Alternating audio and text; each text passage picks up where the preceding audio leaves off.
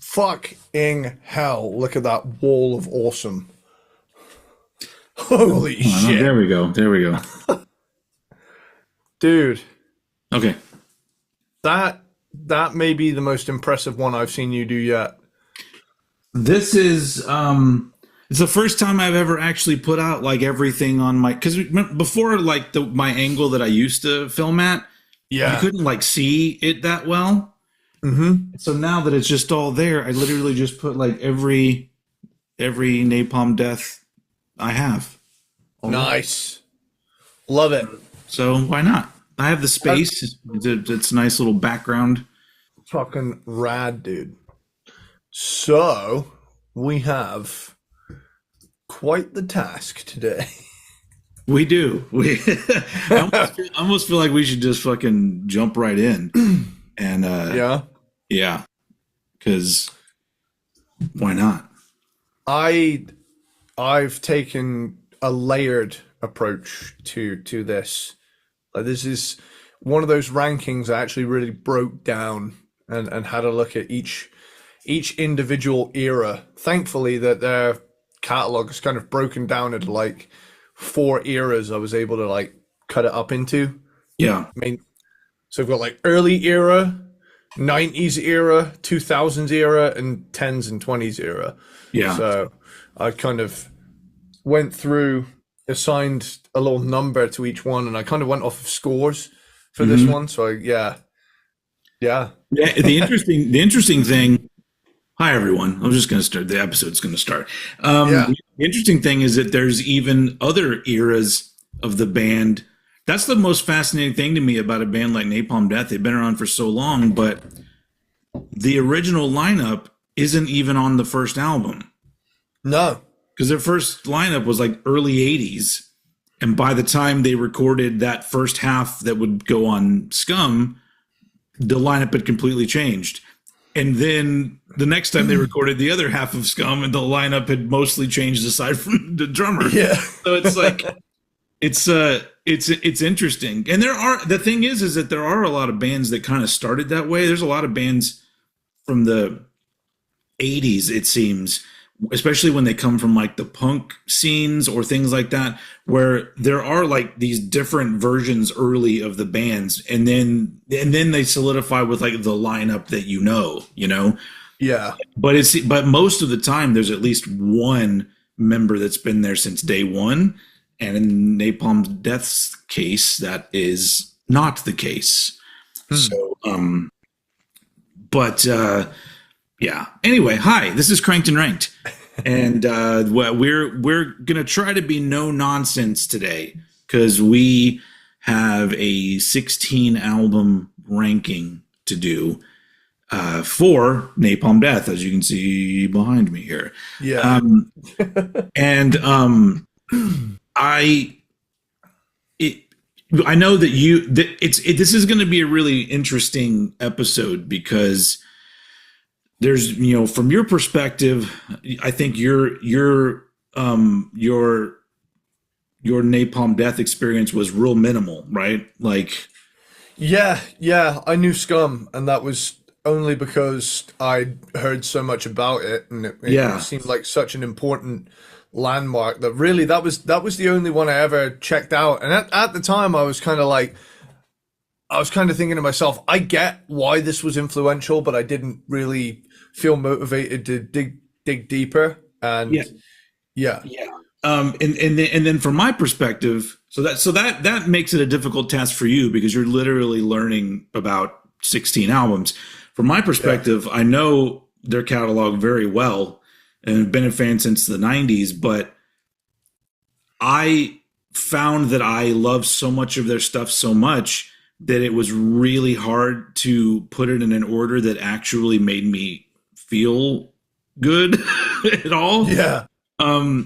But I ended up doing it. But in this particular case, I'll go on ahead and say that this is the most like just my opinion that I've ever been on this show. I think. Yeah. And honestly, the more that I think about it, the more I'm thinking about like, you know what? There's no way to like actually be objective 100% with any of this shit. So I need to just lean into like, what am I enjoying? Because nobody fucking cares. Well, I mean, a few people do that are watching and listening, but at the end of the day, it's two dudes and what we think about these things. And so it was very interesting because I switched things around quite a bit, and I had never really thought about what my favorite Napalm Death albums were. And so when the top half of my ranking started to form, I went, that's interesting. Yeah. So hi, Cranked and Ranked, Napalm Death. We're ranking all 16 of their albums. So if you look behind me, like I have all my Napalm Death vinyl, and some of that is compilations and EPs and shit. There's more. Like their discography is insane. Yeah. There's so much. And so we're just sticking to the 16 albums that are considered albums by Napalm Death. And I'm very excited about this because I would say that when it comes to the realm of like extreme metal and stuff, Carcass is my favorite, which I'm wearing my Carcass shirt here. Cool. Which, funny enough, is related to Napalm Death because Bill Steer was in Napalm Death. But I would say that like Carcass is my number one, but Napalm Death is a close second when it comes to like the world of extreme metal and bands that don't necessarily fall into any one niche category. Like this is a death metal band, this is a whatever. Yeah, they definitely they got a lot of variety going on, and that really impressed me. Yeah, because initially when I first heard Scum, I thought, wow. They did 16 albums of this, and now I'm like, and now I'm like, it was a game changer in its day, but they very quickly built off of that in a big way. So yeah. And I'll do this real quick as we normally do. We talk about like where the bands came into our lives. Obviously, for you, it was through Scum, but that was more recent. But with me, it was in the early '90s. I heard Utopia Banished. A friend of mine had Utopia Banished on CD, and that was the first I heard of Napalm Death, and I thought it was fucking great. And then the first one I bought myself was Fear, Emptiness, Despair, and then from that point on, I've been a Napalm Death fan since. So you could say 93, 94-ish. So what do you remember where did you seek out Scum, or did you hear something somewhere one time? Because I know a lot of times I know that You Suffer is not on GTA San Andreas. Yeah. Come to think of it though, is there a Napalm Death song? Let me have a quick look and see, because there's an extreme metal radio station on one of the DLC packs for GTA 4. LCHC. Let's have a look. So let me have a quick little look, because in the main game it is it's called Liberty City Hardcore. So it's hardcore music from Liberty City, which is a very loose New York parody. And then let's have a look here. So episodes from Liberty City, which was kind of the side thing that they released along with it, had like a bonus story that tied into the main story. But anyway, you've got stuff like Bloodfire War Hate by Soulfly, Drowned by Entombed, Call from the Grave by Bathory, I Come Blood by Cannibal Corpse, Dead Embryonic Cells by Sepultura, Fear of Napalm by Terrorizer. Hey, that's connected. That's also connected to Napalm Death. Awakening of the Gods by Creator, Inner Sanctum by Celtic Frost, Jailbait by Drive-By Audio, Slaughter of the Soul by At the Gates, and Dead by Dawn by Deicide. which right. is quite a fucking set list. I never realized how stacked that is. Yeah. And it's hosted by Max Cavalera, Oh, nice. which Nice. is pretty cool. Yeah. But All yeah, right. like I say, Well, okay. Well then this has been pretty much your major introduction to Napalm Death, and yeah. I will say you're welcome. Hey. Yeah. So let's just get into it because, like I said, we have 16 albums. Let's try to just fucking plow through, like, because some people might want to be around for 3 hours, but other people might be like, let's speed it up. Um, so yeah, 16 albums, and ranging from their first in 87 all the way up to the most recent one, which was 2022, I think. 2020 was was their last album. So they're due up for another one, it seems. Anyway, so let's just fucking jump right into it because, like, why not? So as usual, I'm going to let Eddie Sparxx take the lead here with his number 16 Napalm Death album. I'm so curious about where these are going to lie for you that this is fun. Yeah, this is one of those where everything I heard was impressive, and this is just a matter of preference. There's no bad Napalm Death. I love every single one of these albums, so it was tough for me. Fair play. So with that, my number 16 is Order of the Leech. Damn, we matched up. Hey, look at that! Look at that! Nice. Sorry, everybody, that was very loud. But I was like, for no way are we going to match up right away, and we did. Order of the Leech is also my number 16. Nice. How insane would this be if this was the discography we did a complete matchup on? I'm going to say it's probably, well, we might match up and we might be kind of in the same areas because you and I like think alike with music. So I think that it might happen. But yeah, all right, Order of the Leech, or whatever I just said. Let's do that. All right, well, we can kind of camp out here for a little bit. The first thing that kind of stood out to me was it's Napalm Death. It's well performed. They'd already returned to kind of a grindcore, more extreme metal direction than the more experimental groove stuff of the 90s. Yeah. They'd already returned with Enemy of the Music Business. But this one, to me, it's, their blend of grindcore and death metal, but I'm not a fan of the production, and that really hurt this album for me because, and I think the album overall has performed well, but that has to be one of the worst recorded bass drums I've ever heard. Ultimately it's not terrible by any means, but it is my least favorite of everything I heard. Yeah. So, really, yeah.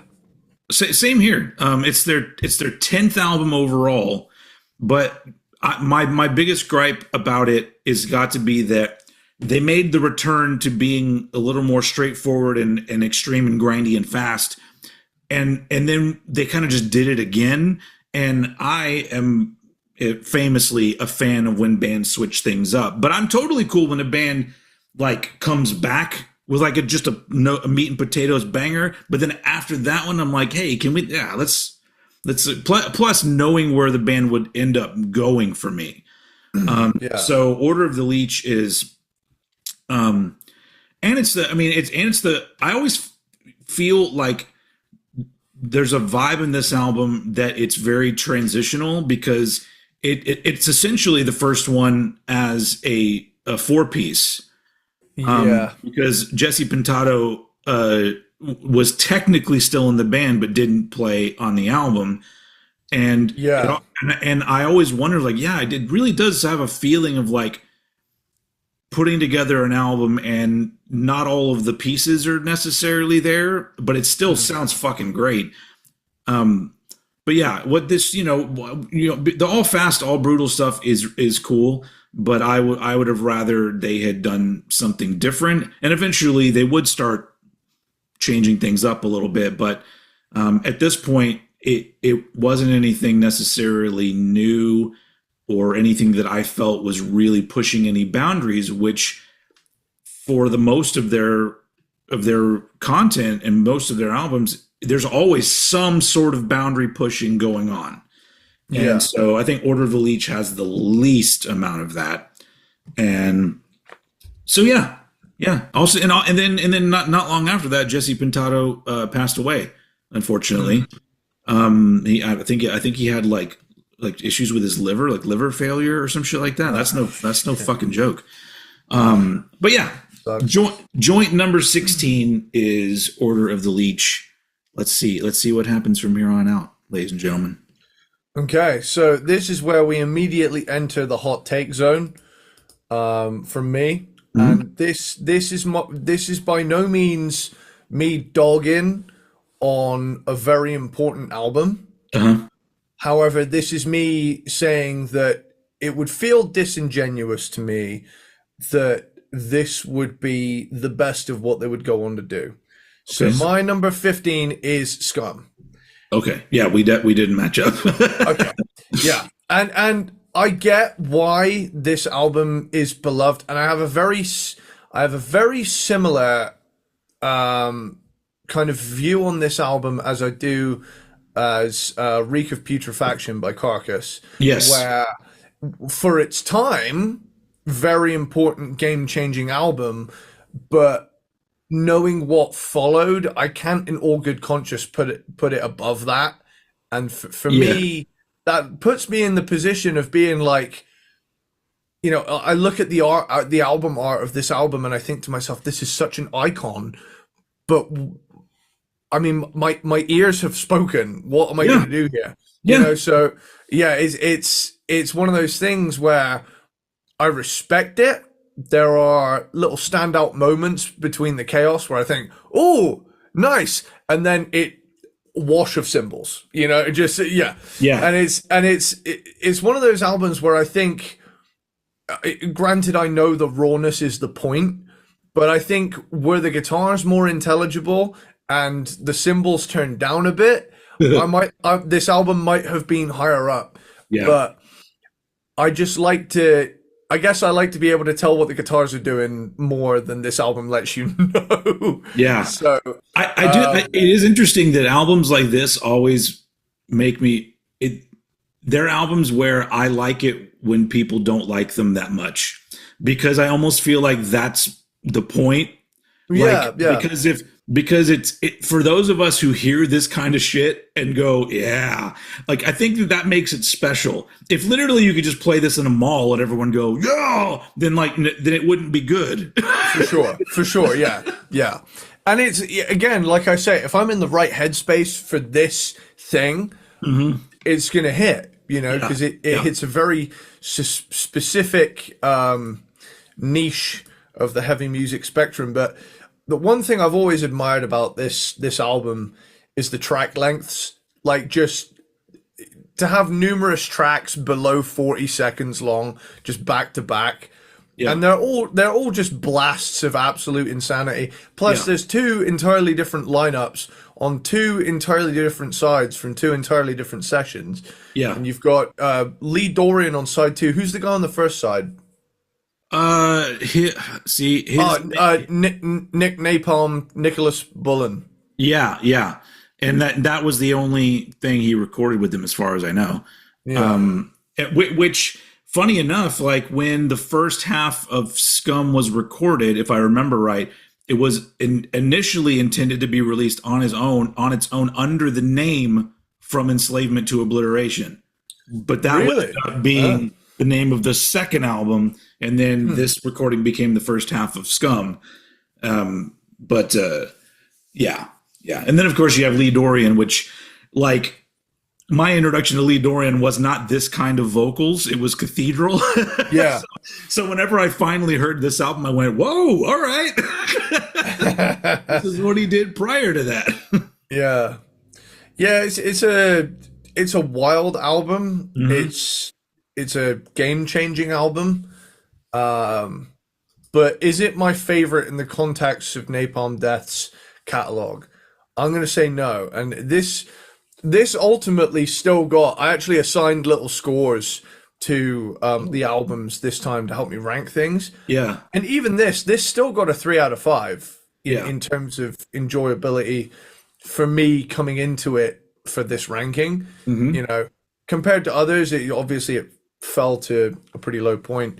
Yeah. Well, I But mean, that is, yeah, but there's a yeah, difference between an album being important and an album being enjoyable to everybody, you know? mm, Um, yeah, so I like, I totally get it. It like, it makes, especially when you're putting it up against the quality of a lot of the other shit that they did. It's tough to put it anywhere really. Where does it go? So yeah. So my number 15 is Scum, cool. which I will say it is one of my favorite album covers of theirs. That Yeah, it's yeah, it's great. the whole vibe of that is awesome.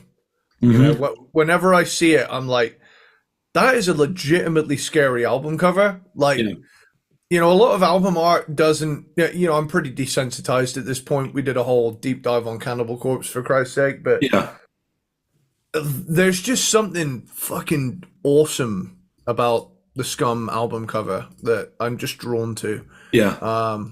But yeah, like I say, important album, not necessarily my favorite from this band. Cool. All right, so we're moving back to the same area I was in before. My number 15 is "The Code Is Red, Long Live the Code" from 2005, which is their 11th album. So clearly, this little period of Napalm Death is my least favorite because it is when they started to do their return to form, as some people would say. And this one to me is after, Enemy of the Music Business and Order of the Leech. This is still just kind of more of the same.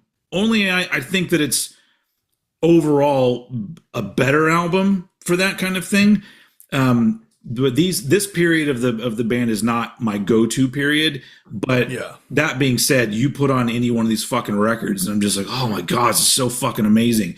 So that's Well, they fucked up by making too many different amazing albums that now I'm just like, well, this one does the least for me, or this period does the least for me. So it's still really killer shit, but yeah. It's the band that they would end up becoming in, I guess, what would be considered their most recent era, is more impressive to me than this. So my number 15 ends up being "The Code Is Red, Long Live the Code."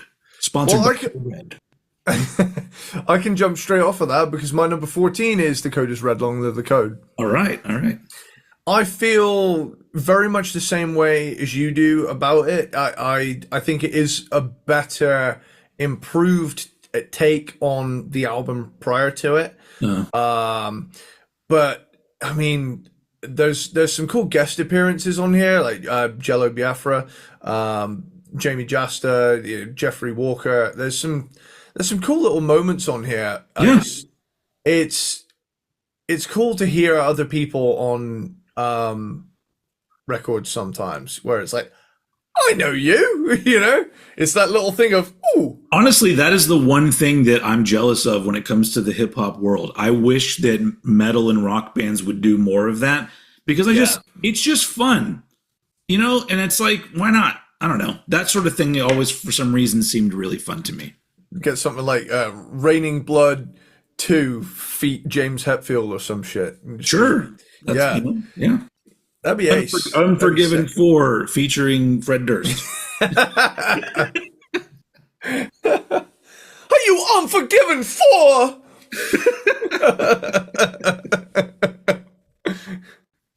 Get your groove on. Right. So with that, Code Is Red, Long Live the Code. It's cool. It's Yeah. damn good extreme metal done by a damn good extreme metal band. Again, like I say, it's just kind of 2000s Napalm Death at many points is just, they're doing what they're doing and they're doing it pretty damn well. It's just not the most exciting era because they're just kind of doing the meat and potatoes extreme metal thing, Mm-hmm.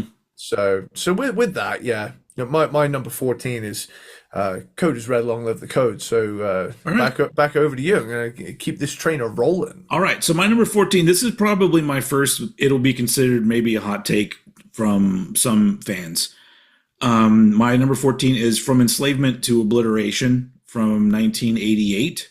That's my 13, so we can camp out here as well. Oh, sweet. So it's their, yeah. So their second album, the only like full album with Lee Dorian on vocals, and also at this point we have Beale Steer from Carcass on guitar, and this is the first album with Shane Embury, who is the longest running member of Napalm Death. Not to mention that motherfucker is busy as hell because he does like 10 other bands too. Yeah. But when it comes to this album, like I said before, I enjoy Napalm Death when they're like pushing boundaries.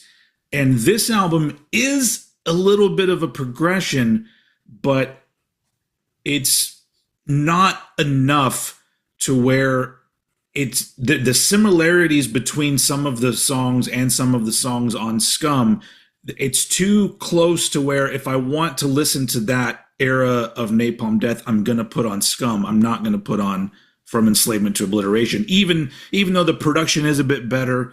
But I almost feel like what I enjoy about Scum, the charm gets taken away a little bit because the production is better. And so it feels a little bit more controlled and less off the rails, which is what I go to Scum for. So this album's great on its own, amazing. But yeah, I ended up putting it here just because it's not different enough. And they very quickly from this point on would start evolving, and I really enjoy their evolution. So this is a great album and an important album and a classic album. And I'm sure for people who are older than me, who were like quote unquote there when this came out, this is, way more of a big deal. But for me, it's once again, it just in my scope of things as an actual Napalm Death fan of everything they've done, this to me is one of those albums where you're like, hey, this is that album that's standing in the way of getting to the next thing that they're doing. Fair play. Still classic though. So that's my number 14, and you're 13, right? From Enslavement. Yes. So it's my 13, and this is the last of the albums that I kind of assigned a 3 out of 5. This to me is bordering on 4 territory because it's got the rawness, but there's a little bit more weight. There's a little bit more intelligible activity going on. And it to me it's like a vibier Scum. There's a little bit more of vibey as in atmospheric than Scum, because Scum is just full on brutality done in a really raw way. But ultimately, From Enslavement to Obliteration, it feels to me just like a tightened Scum, really. They've upped the production quality a bit, and obviously, to you, someone who goes to Scum for Scum, and I feel the same way. I just the production on this edged it for me because I like it. I like a little bit more fidelity, I guess, when it comes to picking things out. But I mean, at the end of the day, it's a grindcore album, and grindcore is as grindcore does. And at the end of the day, it sounds like a band that is just firing on all cylinders and doesn't give a fuck, which is rad. So with that, Enslavement to Obliteration is my number 13. All right. We got some good momentum going here. My number 13 is Enemy of the Music Business from 2000. Their 9th album and the first of their return to all blazing, all brutal grindcore type stuff. It's a killer album, but I'm a fan. Spoiler alert: I'm a fan of the '90s stuff, and so this was after them taking what I thought were steps forward and expanding in really interesting ways. This is the first one where they retreated a little bit, and it's still really good. And it's the last one with Jesse Pintado on guitar, so it's the last actual 5-piece Napalm Death album. So it's kind of the end of what I consider the classic lineup of the band. And it's a great album. It's just, like I said before, I could say the same things again. I really enjoy it, but I'm more excited to move on to talk about other albums they did, because this one is just stuff that I already know they can do, and nothing is really surprising. It's just a really good, brutal, grindy, extreme metal album. So that's my number 13, Enemy of the Music Business. Well, you're going to love this, because my number 12 is Enemy of the Music Business. We did not talk about this at all, folks. We did not discuss anything about this. Yeah, to me, I get what you mean off of the tail of their quote unquote I've heard people call it the non-classic logo era, that with the 90s Napalm Death logo, where it's just a little bit more weird and a bit more, less bony skeleton vibe and more it's the 90s. Yeah. Wow. Yeah, and logos weren't really that important in the 90s, and then all of a sudden they became important again. Yeah. Yeah. But like I say, the what's the album called? Fucking Enemy in the Music Business. Yeah. It returns to the kind of brutal grindcore vibe, but with, like a whole decade of production later. So you've got much more of a modern take on it, and much tighter as a band too. So yeah, much tighter as a band, and as a result, delivers this. I am hesitant to call it a retreat in terms of, like, that they'd had all that progression in the 90s. I think upon listening to that, I actually gave the 90s ones the most attention, because they're the most unique in the whole discography. So I thought to myself, I'm going to give that the love and attention it deserves. And I think what ended up happening was they kind of took that as far as they thought they could and just said, do you want to do some fucking grindcore again? And I think they were just into it. I think they'd kind of not milked it dry, but just kind of maybe gotten bored of not doing like kind of stuff. So I think they probably just had a lot of steam to let off on the heel of the 90s, entering a new era. But like I say, Enemy of the Music Business for sure has that. It's a really urgent sounding album. It's like, fuck, new millennium, shit, grindcore. Parkour. Yeah. So it's definitely a return to the grindcore thing, and it's a cool album. And me likey, but all in all, it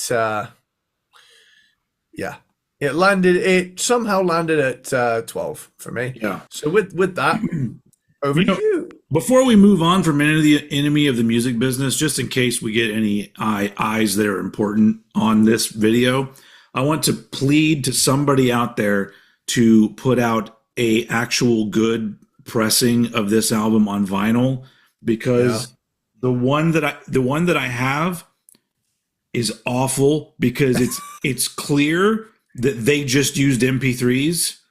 So the parts where the songs are supposed to be connected, there's a space, and then you'll hear the part of the last song at the beginning of the next track, and that fucking bums me out. Now, I understand if like the original tapes aren't available or whatever, but there's ways around that. If you actually took the care and respect to the music when you're putting it out on vinyl and not just throwing it out there. So somebody someday. Yeah. A simple Logic Pro crossfade would sort that problem out. So I just, I don't know, but that's the only one that I don't I'm not happy with the pressing of. So please, somebody, somewhere. Anyway, all right. My number 12. This one, another hot take for me. My number 12 is Harmony Corruption from 1990. Their third album and their first with Mr. Barney Greenway on vocals. And you would think this would be way higher because it was also produced by Scott Burns, and it sounds like a Scott Burns production from the 90s, which I love. And I do love this album. But this is like, first with Mitch Harris, not to be confused with Mick Harris, who was also the drummer. But Mitch Harris, I don't think they're related. And then Jesse Pintado on guitar. So they got a 5-piece going on here. Way more death metal sound here, which I do like. Like, I like the fact that they did a little bit of like, hey, this is, because when they were introduced to me, they were a death metal band. Like that's the word the term grindcore was like later I heard that. But Harmony Corruption is a really good album. I just think that in this era, when they sounded more death metal, they would do it better after this. But so once again, this does feel like a transitional album to me. But I mean, it's killer. I love so much of what they did after this that so Harmony Corruption is my number 12. I'm not going to give anything away. I like that album a lot more, but I will say it is testament to the quality of this discography that you can put an album like that down here, and it's fucking killer. Harmony Corruption would be some other band's best album. Absolutely, yeah. So where were we? We're on 11. Moving on to number 11.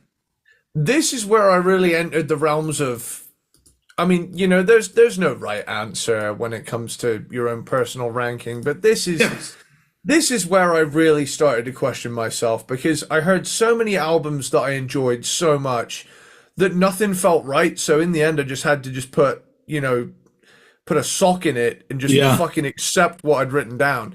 And my number 11 is Apex Predator Easy Meat. Whoa!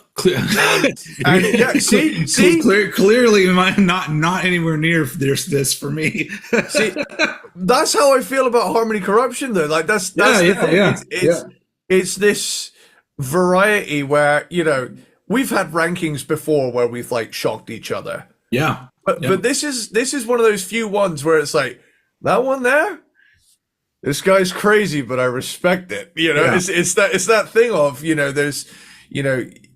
there's certain bands where you're like, all killer, all killer. Well, I mean, but there's only a handful of bands that I could say I have such huge respect for everything they put out, even up to most recently, and those are the bands that anyone that comes to me with any album and says it's their favorite, I'm gonna be like, cool.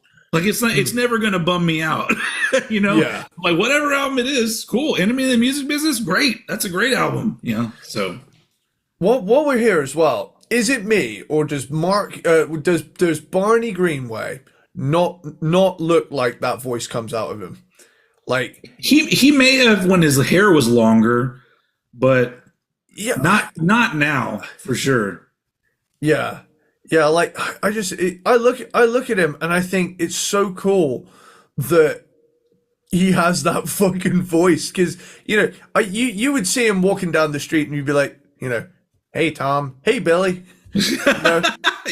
but then he just opens his mouth and it's just raw. It's just amazing. He has been one of my favorite metal vocalists for such a long time, and I remember in probably around 2009 or 10 or somewhere, I don't know, somewhere around there, I think that he lived in Austin, Texas, or something like that, to where he was in the town that I lived in. And I remember I was playing a show at this little venue that was across the street from this like kind of bigger venue, and somebody came up to me and said, Barney Greenway is just hanging out across the street at this club.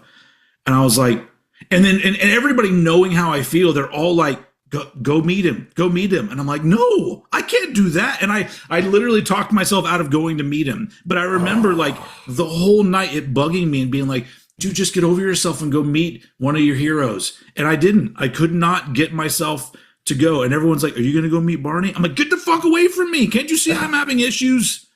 I don't want to go talk to him.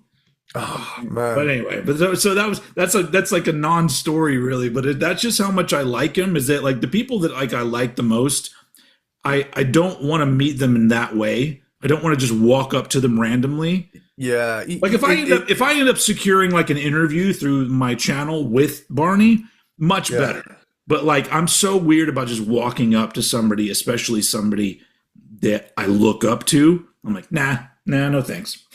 I've had one celebrity interaction in public like ever, and that was the Tesco I used to work at. Gordon Ramsay shops there. Oh yeah. And he came in and he asked me about Halloween costumes, and I took Gordon Ramsay to the Halloween costumes, which was pretty cool. And I just said to him, here's the Halloween costumes. Fucking love Kitchen Nightmares. I would have been like, do you need a costume? Your Gordon Ramsay costume looks really good. Dude. I really had to resist the urge to get him to call me something. I was so tempted to just go grab like 2 slices of bread from the bakery and say, please call me an idiot sandwich. Please call me an idiot sandwich. Yeah. But yeah, I know what you mean. There is that thing of you don't want to bother him, you know. No. There's that thing in your head, but on the flip side, there is that little thing of, I feel like Barney Greenway would be cool about it. You know, there are some people who are so famous, if you do see them, you think, I'll let him be. Yeah. Paparazzi's all over him, but you know, yeah. I think Barney Greenway would be cool about it. He may have been very cool about it, but I didn't want to, I don't know. I just felt too nervous about it. And that's my life, really. I'm nervous about everything. So anyway. Hi, Greenie Barn. Fuck! So were we, what were we doing? Ranking the studio albums of Napalm. Oh, Napalm Death. Yeah. No, but what number were we at? Were you doing 11 yet? Yeah, Apex Predator, Easy Meat. There we go. All right. And here is my take. Yes. Fucking awesome. How it's 11, I don't know. Yeah. We're in the zone now where some of the placings are just kind of arbitrary numbers assigned to awesome shit. You know. So really, the ranking in this episode is just an excuse for us to talk about all of these awesome albums. I mean, that's really every episode, because it's like, you know, our rankings are just how we feel about them. But yeah, to talking about these albums, honestly, like I like talking about especially bands like this, because there are a lot of people that, because there's so much Napalm Death, they may have fallen off at some point and they have no clue that they're still out there making amazing shit. So yeah, it's good to talk about it. And I'm gonna come right out and say it. It's awesome, and it's really well done. It's well produced. You know, it's past the 2000s production glut that happened. But I mean, dude, I'm at a stage now where I every single one of these albums, I just thought, where is this going? Yeah. You know, where the hell am I going to put it? And honestly, I love that it's that grindcore death metal blend that they're just really good at. And of course, you know, the time between releases has increased greatly in recent times. I mean, who knows when the next Napalm Death album comes out. It'll probably be before GTA 6, but anyway, like I say, it's awesome, and it's got a really cool gory album cover, Yeah. and yeah, Yeah. it's cool. All right. I'm gonna continue my streak of hot takes, I guess. Here, my number 11 is Utopia Banished from 1992, which is their Whoa. fourth album. Yeah, yeah. Which was my introduction to Napalm Death, and this is the first one of what I consider the classic lineup of Napalm Death, which is Barney, Jesse and Mitch on guitars, Shane on bass, and Danny on drums.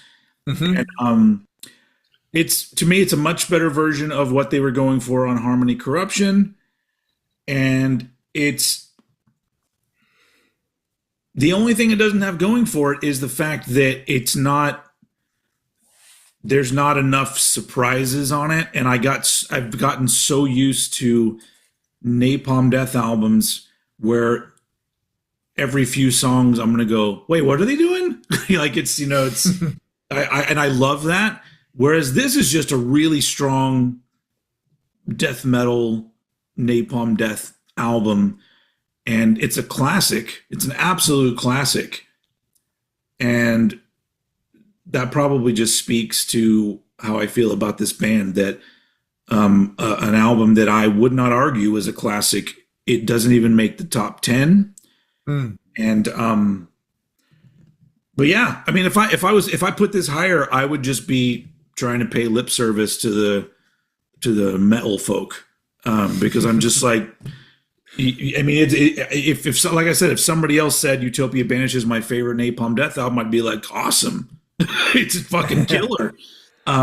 Just not mine. It's my number 11, Utopia Banished from 1992. Cool. Well, we're in the top 10 now. Mm-hmm. We've reached the top 10. Yup. And my number 10 is, we're going to start talking about the 90s era. Oh shit. Okay. Oh shit. So my number 10 is Words from the Exit Wound. Okay. All right. So Words from the Exit Wound, for me, I thought to myself, how am I gonna order this period, the non-classic logo era, so to speak? Yeah. Because there's a pocket of 4 albums, Fear, Emptiness, Despair through Words from the Exit Wound, and all in all, it all came down to, what is this adding at this point in that string of albums? And I really gave it some thought, and I thought to myself, this is the last one. It's, it foreshadows a bit of a return to the death metal-y stuff at points. Yeah. I mean, it's not as experimental as something like Diatribes. Yeah. But,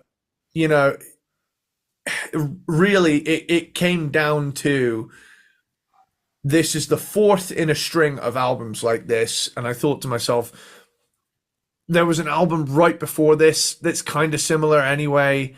Yeah. And all in all, there felt like there was more of a progression from Fear, Emptiness, Despair to Diatribes to Inside the Torn Apart, and then the gap narrows between Inside the Torn Apart and Words from the Exit Wound, to where it's like, this kind of shows me why they went the way they did on Enemy in the Music Business, because I think this was where they were, the progress with that was slowing down. Yeah. So I thought, probably going to have to put that one there. They're all on a pretty even keel with me in terms of how I like them, but if I had to assign it a place in this list, Words from the Exit Wound ended up being the lowest of this era. Yeah. Because I just felt like it added the least sequentially to what they were doing. Yeah. So with that, yeah. I agree with that. That's my take on Words from the Exit Wound. But yeah. Cool. Yeah, That's my number 10. All right, top 10 territory here now for me. My number 10 is Smear Campaign from 2006, which is their 12th album. And to me, this is the first of what I consider the modern Napalm Death sound, Yep. where they're maintaining the grindy speed and the brutality, but they're also incorporating experimental elements that would have been in place in some of their 90s stuff, and also Yeah. allowing themselves to branch out in certain songs. So they almost found a nice middle ground between the 90s and the grindies. Oh, you see that? Hey. And then that's become kind of what they've done, which is, to me, is fucking great. But I just think that this is kind of the beginning of that, and they would end up doing it better than this. But I still really like this album. Yeah. But yeah, it really is that.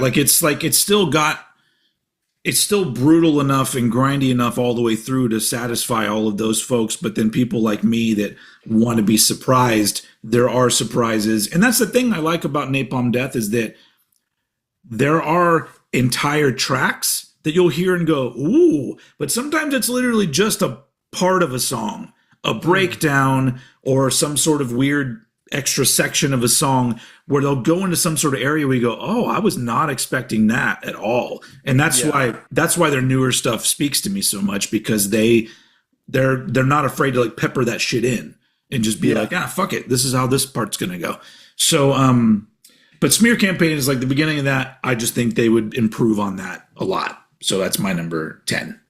Would you say this is kind of inverse to what Megadeth did with their modern era, where, post Risk, Megadeth have kind of sat in this zone between their 80s and 90s material, where they've taken the catchiness of their 90s material with the thrashiness of their 80s material. Yeah. And as much as I love Megadeth, I'll be the first to admit, Megadeth 2000s onward it's modern Megadeth. There's not really too much to differentiate. A lot of it is interchangeable. Yeah. Stylistically, whereas Napalm Death, what they've done is they've taken the grind, they've taken the groove, Yeah. they've taken everything they've learned over the years, and when they get to Smear Campaign, they're like, let's take everything we've learned, everything we've ever done, slam it all together, so that we've taken a little bit of everything, but then we'll build off of that further. Yeah. And I think that that's a good way to compare band by band. Yeah. Yeah.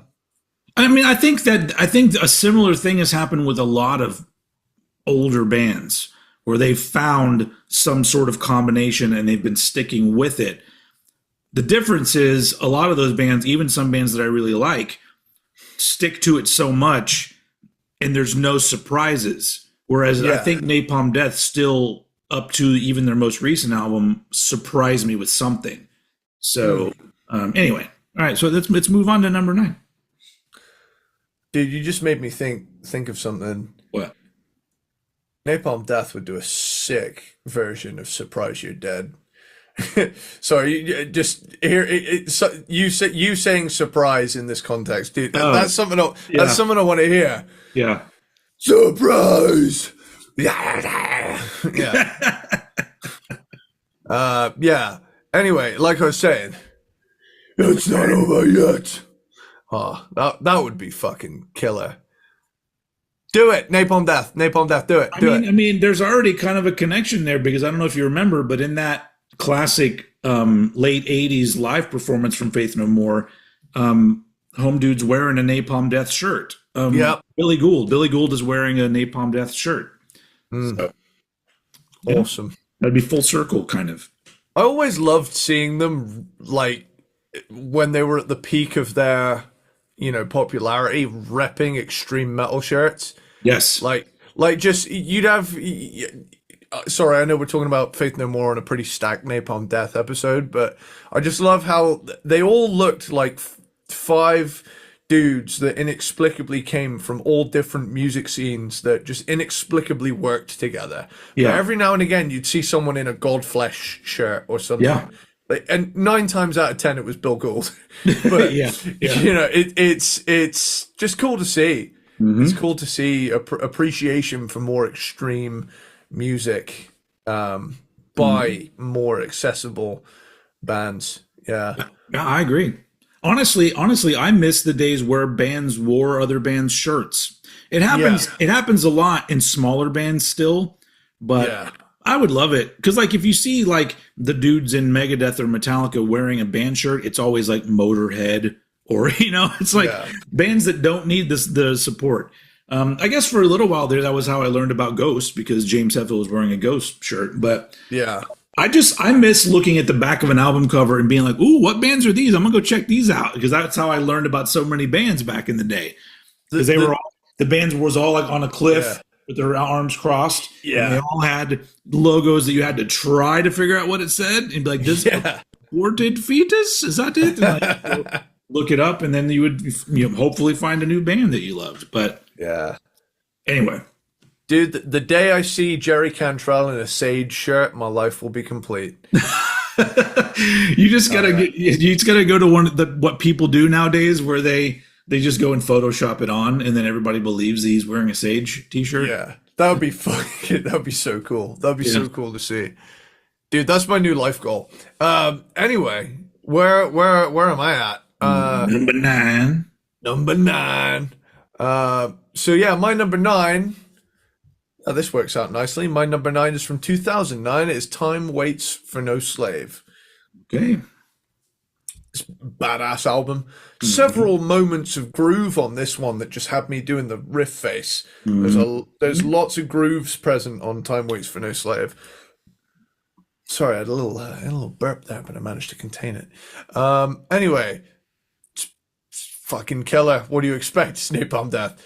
Yeah. But yeah, they've managed to bring back some groove elements without feeling like the backpedaling. So with that, they've once again incorporated the slower, nastier tempos that death metal occasionally brings to their sound, as opposed to the crazy grindcore stuff. They still do that, you know.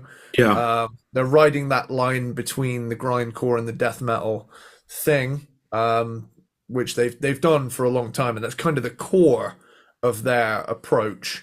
But they're always adding cool shit to it, and I mean, honestly, I've got to a point now where I'm just thinking to myself, "It's a damn good album," you Yeah. know?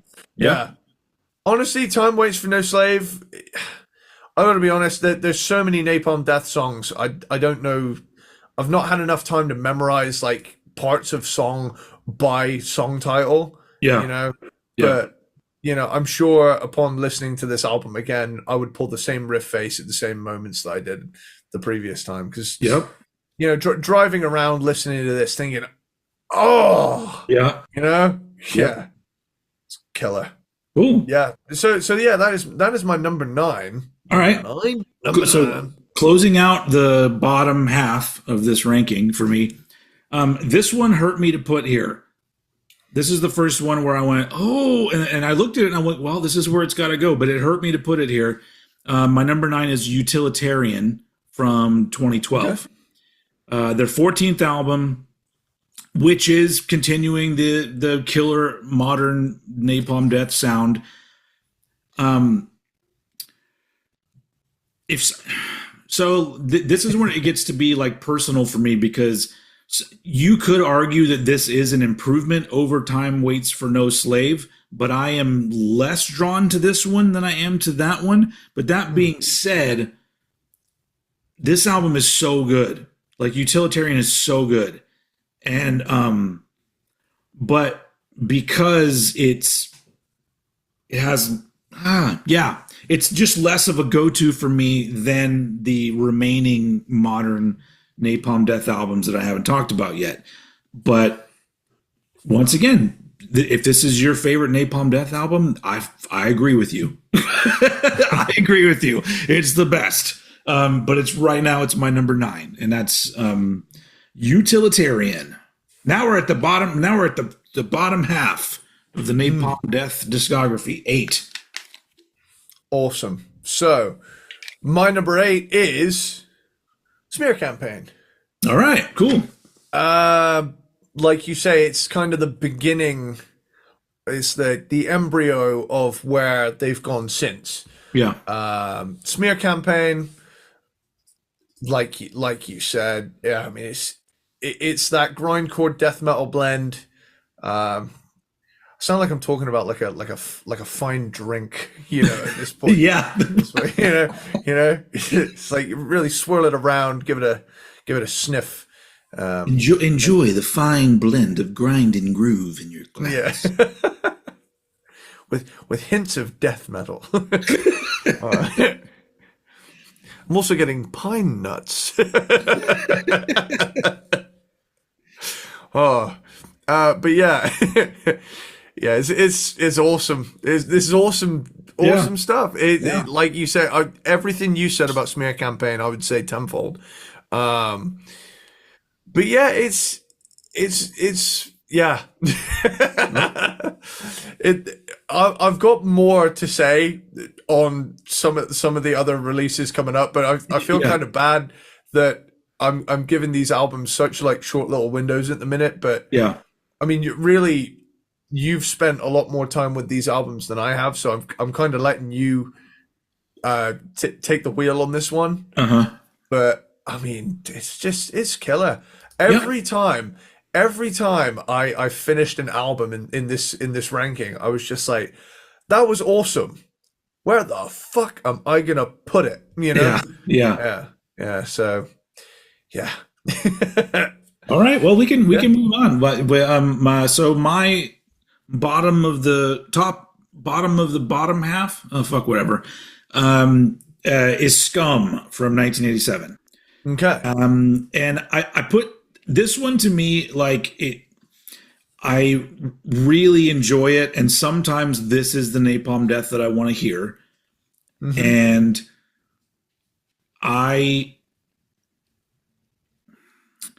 I've always just really liked it's almost like in my head when I listen to Scum, I just imagine these spotty young dudes walking into a studio. Like, we've got some songs, all right? And then and then like they just bash out this fucking ridiculous shit that a majority of people would say that's just noise. And there's some sort of like youthful, ballsy energy that I just love in this. And the fact that the recording is like, it's good enough, but it's not great. But I just like the fact that it really does sound like guys that have kind of come up with a sound, and I don't think they even really know what to do with it. They're just sort of letting it take them wherever it's going to go. And whether that means that this one song is 2 seconds long and this one is 48 seconds long, or shit, the epic one that's like a minute and 15 seconds long or whatever. It's like, so I just have such a good time listening to this. And I do acknowledge that this is a super important album for not only grindcore, but extreme metal in general. This album influenced, stuff that Morbid Angel did. And so it's just, it's a very important album. And also it's always been very fun to me that there's a slightly different approach on each side, even though they're very similar, just because you have, aside from Mick Harris, you have totally different bands. It's just one drummer holding everything down. Yeah. But I think it's just such a blast. And when there's a band that, you love and you love everything they've done, sometimes it's just so much fun to just go back and listen to the beginning and just be like, oh God, this is so fucking great. When these dudes were like teenagers. And I would never have done anything this cool when I was a teenager, but I wish that I could have. But anyway, yeah. So Scum goes at number 8 because I think it feels good to put it in the bottom half. But so much of what I love about Napalm Death would come later that my top 7 is a lot of, the more recent side of Napalm Death. So yeah, that's my number 8. Cool. I'm just going to send you real quick while it was on my mind. You were talking about how you picture them in like a studio, like kind of scrappy young British teenagers. I've just sent you an interview I watched, the BBC Two Arena 1989 like kind of clip. I've seen that. I've seen that. Yeah. It's really cool seeing that. And I just remember I was watching it and I didn't know if you'd seen it, so I just quickly went and got it. And it's just so cool to see, you know.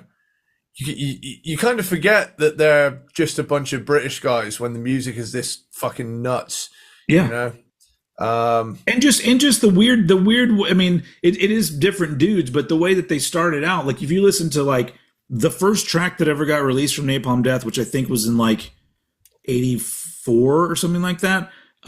It's just like a basic punk song.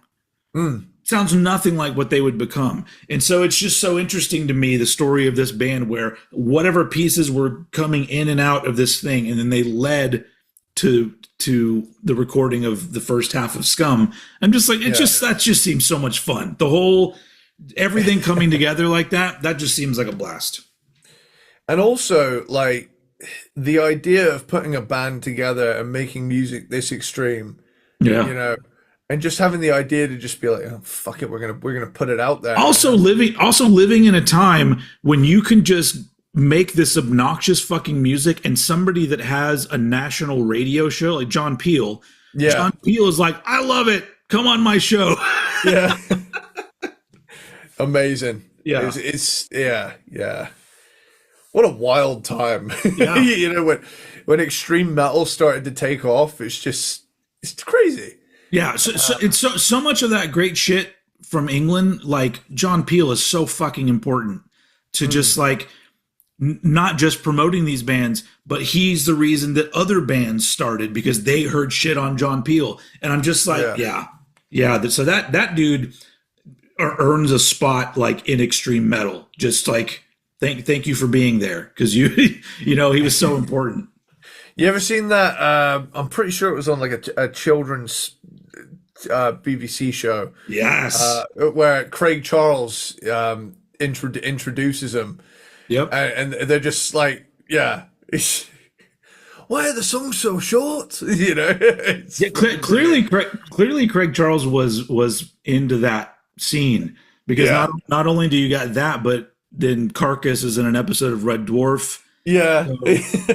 So I just feel like, you know, he was into that shit. He fucking has a radio show now. I didn't even know that. Craig Charles. Yeah. I didn't know that. And I'm just like, well, that makes sense that you have a radio show. So nice. Well, with that, I guess we can start talking number 7. Talking about the upper half. Yeah. Okay, so my number 7 is Inside the Torn Apart. All right. Cool. Fucking awesome. This is where I've got, this is where I can elaborate. It's like the Chris Farley version. Yeah. You know that one album is awesome. Yeah, literally. That's how I feel. That's how I feel, man. This is definitely gone into more of the groove metal zone. Tiny little bit of groove of nu metal, maybe creeping in a little bit in this era, more so on the following album, Words from the Exit Wound. But this one to me is kind of, it builds off of what Diatribes did. It's all great stuff, the 90s Napalm Death stuff, and I think it's crazy underrated. And I think it is a testament to mob mentality when people are like, oh yeah, they stopped being grindcore, so they stopped being good. And everyone uses that fucking term sellout. Yeah. And I'm like, dude, how many records were they selling? Yeah. I mean, think about what you're saying for a second. If you listen to any Napalm Death album and think any Napalm Death album could be considered a sellout, barring John Peel, what radio are you going to hear this on? Yeah. You know, I think it's just because for a little bit of time there, Earache was being distributed by like Columbia Records, and so they were essentially over here in America. They were on a major label for a couple albums, Yeah. and so everyone decides that there's these rules, and one of the rules back then was you don't get on a major because you no longer have integrity if you're on a major. You definitely don't slow things down, and you definitely don't incorporate different elements. And it's just that's the thing that turned me off to the metal scene, the punk scene, all that shit back in the day, and made me this sort of weird person that I am, because I'm like, there's way too many rules in all these fucking genre Didn't get clubs. into music for fucking rules. I did not. I agree with Lars on that. I did not. You don't tell me what I'm supposed to think is good or not, even if some magazine says, well, this is the good stuff and this is the bad stuff. It doesn't matter. They don't know what the fuck they're talking about. They just have a more popular outlet than I do, So yeah. Anyway, all right. Yeah, like I say, it is one of those. It's one of those more interesting albums, though, that kind of builds off of the original Napalm Death thing had evolved into this more grooving alternative take on the thing. Because let's be honest, there's a lot of alternative influence, on everything during the 90s, and I think that's not in any way necessarily a bad thing. I think that it added a lot of dimension to these Napalm Death albums, and I think this being the third in that sequence of albums, I have a favorite, a close follow up, and then the other two kind of tacked on to the second act of that era. I think this is the better one of the last two. Yeah. That kind of section of their discography. Yep. Mainly because it pretty much it does everything that Words from the Exit Wound does first, basically, to my ears. Yep. So really, at that, and kind of like even down to the artwork, I found myself, wait, which one is this? Thinking whenever things would pop up on Shuffle, I was like, which one is this? Yeah, that's So with that, ultimately, we don't know, one is an eye and one is a mouth, but they're both kind of red and orange and something weird in the middle. In my opinion, they stepped up their artwork game majorly over the past couple of releases. Oh yeah, that's just my opinion. But all right, so my number 7. This is another one. It hurts me to put it here because I love this album and it's a very important album for me. Time Waits for No Slave from 2009. Yeah. Their 13th album, and I saw them on this tour, and they were amazing. And this album to me was like it was the one that came out after I had like gone through my weird phase and I had fully now embraced metal and music that I love again. I'd stopped, paying attention to the rules or whatever, and just going with my heart and the shit that makes me feel good. And this album came out and I was just like, oh fuck. So Napalm Death are still putting out amazing shit. And I love that. I love the perfect blend of the brutal grindy stuff and the experimentation has like a confidence and it feels so seamless at this point now, where they'll go in and out of different things. And if you really aren't paying attention, you won't realize that you just heard some kind of weird atonal groover part of a song because it's already moved on to something else anyway. But if you really break these albums down, you hear so many parts where you go, yeah, they still are kind of doing their own thing. They're not playing by grindcore rules, even though there's plenty in it, to keep people like that happy that want the grindy and the brutal all the time.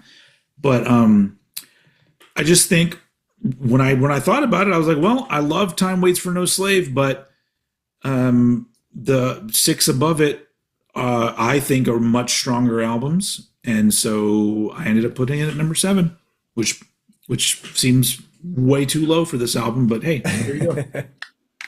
Fair enough. Well, my number 6 is the most recent album, Throes of Joy in the Jaws of Defeatism. Mm-hmm. And that was the hardest album title to remember how to say. With that, I mean, to be a band this late in your career, still putting out music that's this good, Yeah. Mm-hmm. that sounds just as visceral, just as unhinged, produced a little better. Mm-hmm. But aside from that, I mean, Christ, like, I mean, how old are these guys now? 50s, Mid 50s, yeah, at mid least. 50s, and like, I mean, good God, dude, they haven't lost an ounce of their energy. They're just, what is it? They've got a little accolade here. Was it Metal Hammer named it as the second best metal album of 2020? Yeah. It's not hard to see why. This thing is a absolute ripper. Yeah. I mean, it made it into my top 10 of the year for sure. So, Yeah, yeah. I remember hearing great things about it, but we'd just started doing the podcast, so yeah. that was when I'd finally started to just binge listen for the show to bands. So if a band hadn't been on my radar yet, I was essentially just waiting for the podcast to kind of force my hand. Yeah. And here we are, over 4 years later, and we're finally doing Napalm Death. Yeah. So yeah, which is very nice, Yeah. very nice. But yeah, like I say, Throws of Joy in the Jaws of Defeatism. That kind of grindcore death metal blend, it's still there, it's still riding strong, but they just managed to make it sound so fresh every time. Yeah. And that they've got something special about them. That there's a lot of extreme metal that's just like, hey, so which route are we going to go? All blasts or all breakdown? Yeah. And but Napalm Death are like, fuck that. Let's do everything. And then In whatever order feels right. yeah, yeah. And add this weird thing we'd never tried before. I mean, it's not on this album, but let's get John Zorn to do a fucking saxophone shriek Yeah. in it. Yeah. Also, that's something as well. I never thought that any of this music could be so soothing, but I had a quick talk with you about this. Like, I've not been this relaxed in a long time. Yeah. And I think this music has a lot to do with it. It kind of just takes all of the freaking out of your hands, and it just I think washes over you. I think people like you and I we have a lot of static in our heads all the time, like a lot of like a shitload of things happening in our heads at the same time, and sometimes really direct, brutal music, it kind of just pushes that out for a little bit. Yeah. And that's how it is for me, where it really does, like, I feel relaxed, like my stress level, I feel like I'm wound pretty tight most of the time, and then I put on certain music, which is why I listen to music so much, and because it really does, like, it comes on and like I'm able to like disassociate from all the noise.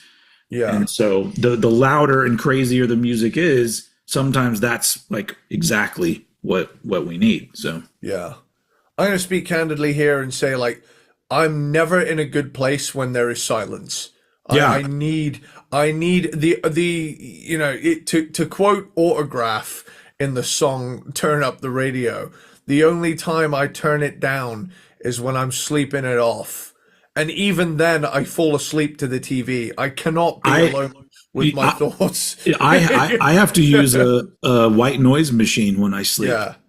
So because that literally, it's because it's true. Like sometimes my brain will not stop, and that's actually a really good way. So I have a little thing that right by the bed that when it's time to go to bed, I turn it on. And it's like shh. Yeah. It just keeps that going all night long.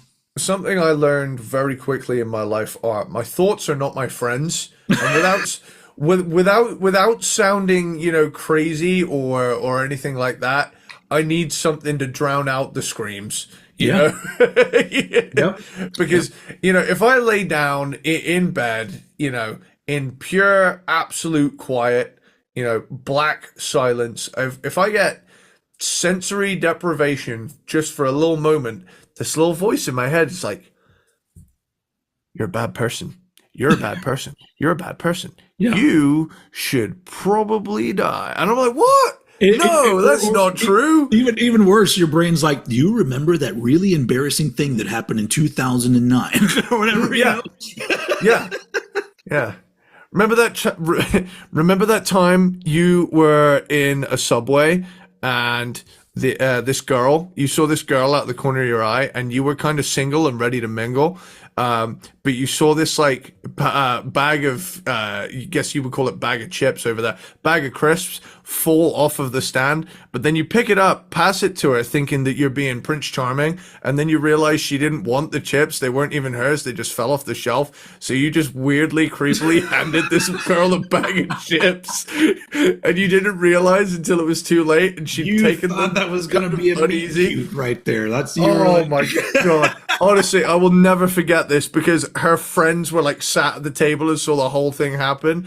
And oh God, I'm reliving it. So I remember I picked up this bag of Quavers. They're like, cheese flavored, things. I just remember going, "There you go."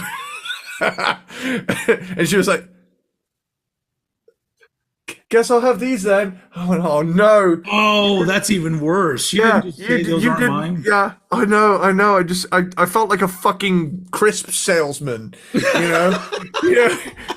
I didn't get a number from that. I got fucking weird looks and a couple of laughs. I've never felt so embarrassed in a subway. And you know what? The Jesus truth Christ. of it is probably she doesn't even remember that. And you have to remember that for the rest of your life. Oh my God. Oh, it was. There are a few moments in life that are cringe enough to warrant a physical response. Yeah. Every time I think of that, I kind of hunch over and do like kind of a Grinch move. Yeah. Yeah. like a vampire that's had the fucking light turned on. Yeah. I wasted like 70p of her money on a bag of Quavers she didn't want. All because I thought, Prince Charming over here. I want to peel off my fucking skin. Oh, yeah. Well, let's quickly move on then. Let's get this out of your head. What was happening? Did you just finish yours? Throes of throes of crisps in the jaws of embarrassment. Yeah. Okay. Yeah. Amazing. Yes. So, all right. Throes of joy in the jaws of defeatism. Mm-hmm. Jaws in the feet. Jaws. Feet. My number 6 is "Words from the Exit Wound" from 1998. Okay. Cool. Great album. And I agree with what you were saying about the order that you put these few albums in, because "Words from the Wound. It sheds a little bit of the experimentation that I enjoy about the previous few albums. But there's still like so many amazing songs here that to me, there's a period of albums in the 90s that I think is the best music they ever did. And this is just the ending of that period for me. So it's not as strong, but it's, comparatively speaking, it's still an album that I put on, and I still discover cool shit that I forgot was on that album, and I'm just like, oh, this is on here too. Like, there's just so much of that on this album that it's easily that whole period is my go-to period for real. But I put it a little bit lower at number 6 because you are right. Like they've done stuff they've already done before, and they started to shed a little bit of that and move towards what they would do on Enemy of the Music Business. But yeah, so my number 6, "Words from the Exit Wound." What's funny? What's funny? Sorry, I was just thinking about the crisps. Yeah. Kill me, please. Oh man. Anyway, okay, so top 5. Top 5. Okay, here we go. Now, this album, right? I have seen this album. I did a lot of like ranking research Okay. for this So list. we have two that we share in the top five now. I'm just saying. Okay. Okay, we've got two that we share in the top five. Yeah. Um, I saw this album shit on by so many people. Yeah. Um, Even from people within the band themselves. Yes. My number five is Fear, Emptiness, Despair. My number five is also Fear, Emptiness, Despair, and Nice. and fuck those people. Yeah. Yeah. Even whatever band member said that, well, that was Barney. Fuck you, Barney. You're an idiot. Oh, Shane. Yeah. It was Shane Embry. At least it I, is his. I His do. I favorite. do think when they were making this album, because Earache was being distributed by Columbia, I think there was interference from label fucks. So I do think it Yeah. probably just wasn't a good experience for them. But from a fan perspective, it's a different story. So Yeah, I think it's fucking awesome. uh-huh. I think they went down a really cool route here, and my favorite um death metal is groovy death metal, where it Yes. gets into the nasty, groovy obituary zone. So around this time, this album and World Demise were like the two that I was like, this is like some of the best shit I've ever heard. And then Mhm. and then there are people that were like, well, it was like the sellout time. I'm like, get fucked. You're an idiot. Yeah, yeah. Jump in the fucking Sarlacc pit. Hey, Yeah. we managed to get a Star Wars reference into this episode. Damn right. I've been playing a lot of Star Wars Battlefront 2. The Oh, old one. The old one. PS2. Best one. But yeah. Before I go on any more tangents, I just want to say this album awesome. is yeah, this is awesome. Uh, yeah, it's actually included on the Mortal Kombat soundtrack, wasn't it? There was a song Yep. from this. Um, and honestly, I don't get what people are complaining about with this album. Granted, here's something that'll piss you off in particular. Is I heard so many people saying these guys just heard Machine Head and thought that would get record sales. Yeah, except for Machine Head doesn't make music anywhere near this good. So There we go. Slam. um I like Machine I Head, don't see but the, I don't see the comparison at all, but no, okay. neither do I. Neither do I. I think people who were so heavily invested on in bands staying in their lane, so to Yeah. speak, whereas I think fuck that. I think get out there, do weird stuff, take roots off the beaten track. Yeah. I think this. Also, I feel like there's something to be said about bands being influenced by what's going on with modern and younger bands, because Yeah. that just means that you're still out there and you're still paying attention. The ones that are like, oh, I don't listen to new music anymore, those are the ones that are usually putting out the most boring shit. Yeah. Yeah, at the end of the day, someone's going to get pissed off because But I think when in yeah, in the case of Fear, Emptiness, Despair, same way with World Demise, I think that it's that slippery slope of bands bands talking shit about the albums that they don't like that they made. On top of that, with the attitude of metal folk in general, that if you give it enough time, it snowballs into this huge group think where most people that say either an album is amazing or an album is awful, they really only remember two songs from that album. yeah, And so it just becomes this thing where people would rather just put on the costume of, well, I got all my opinions that I need here in order to look a certain way, so I'm going to make sure I follow this. And then yeah. there are people like me that are just like weirdos and have been weirdos forever. And I'd rather be a fucking weirdo than a sycophant, you know. yeah, yeah. And but I've been this way since back in the day. Like I had friends that around this time, around going in 94 and 95, they were so rapidly discarding music that we previously were listening to. So they would be moving on to something else, and moving on to something else means completely getting rid of everything else.